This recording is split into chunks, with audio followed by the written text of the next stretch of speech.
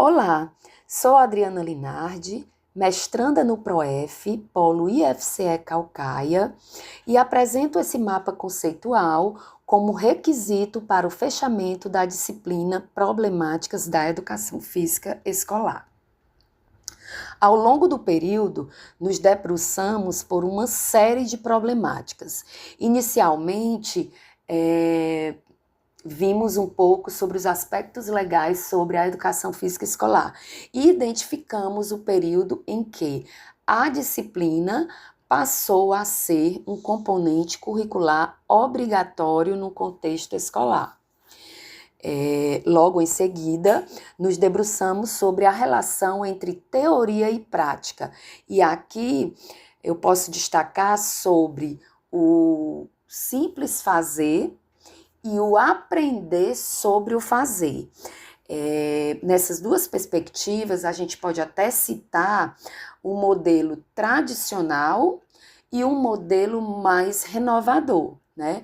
Onde o renovador ele traz uma reflexão, uma abertura maior de participação do aluno, traz alguns tópicos sobre o tema a ser abordado. Então, assim, o conhecimento ele não parte somente do professor, criado um ambiente onde o aluno ele se sinta também como um ser, né, ativo dentro desse processo ensino-aprendizagem.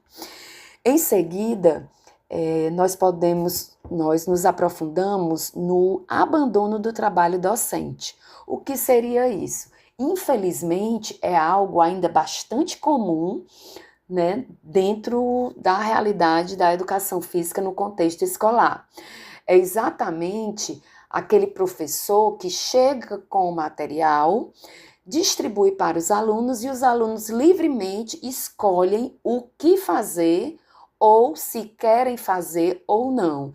Então, aquela coisa solta, realmente há um abandono da função docente dentro dessa realidade, que foi muito bem caracterizado como o professor rola-bola, né? Simplesmente chega, distribui material e aí a bola rola de acordo com o esporte que os meninos determinam também quem participa, quem não participa, enfim. O conteúdo, o conhecimento, ele se perde, né? Muitas vezes ele nem sequer acontece. O que acontece? Acontece exatamente o inverso, né? Acontece uma exclusão, uma indisciplina por parte dos demais alunos.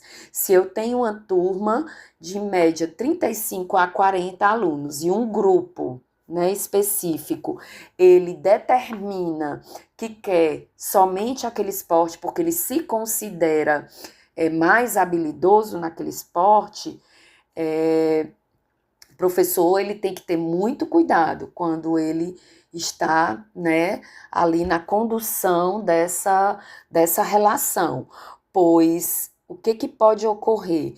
Pode ocorrer um afastamento em massa dos demais alunos, um desinteresse.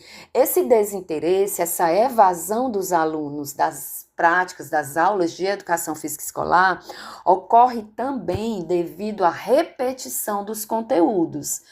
E por que é que isso acontece? Porque a disciplina de educação física ela ainda não tem um currículo sistematizado de conteúdos a serem abordados.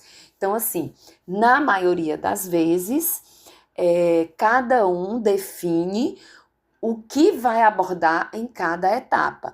Nós temos as bases curriculares nacionais, né, a BNCC, que agrupa os conteúdos em grupos, né? Faz um agrupamento desses conteúdos, e aí o que ainda ocorre é que cada professor faz a seleção, vou começar por aqui, é mais viável começar por ali, vou abordar dessa forma. Então, assim, como não ocorre essa sistematização dos conteúdos, como o planejamento da disciplina ainda não foi feito de acordo com o com o projeto político-pedagógico da escola, acontece por muitas vezes da disciplina não ser reconhecida e não ser tão valorizada como deveria.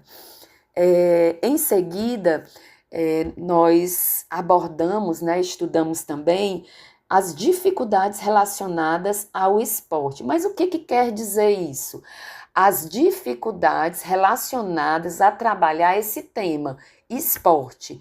Nós sabemos que o esporte é conteúdo da educação física, porém, ele não é o único conteúdo.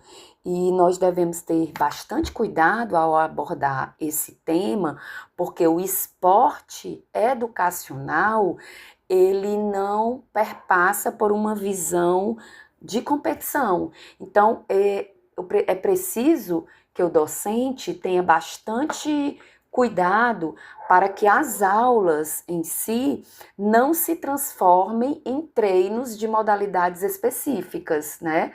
Que, em sua grande maioria, os alunos pedem sempre o futebol, né?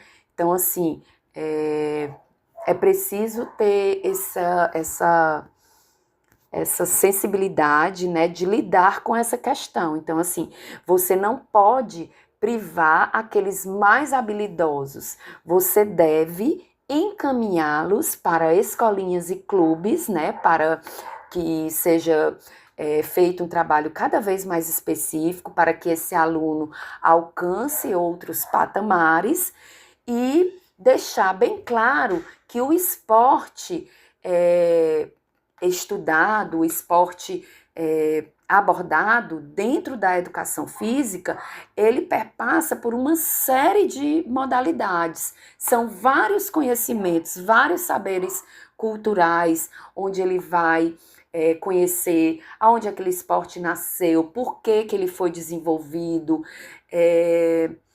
de que forma ele pode ser jogado. Ele pode sim e deve ser abordado de forma adaptada, a fim de acolher, de incluir um maior número de alunos, né?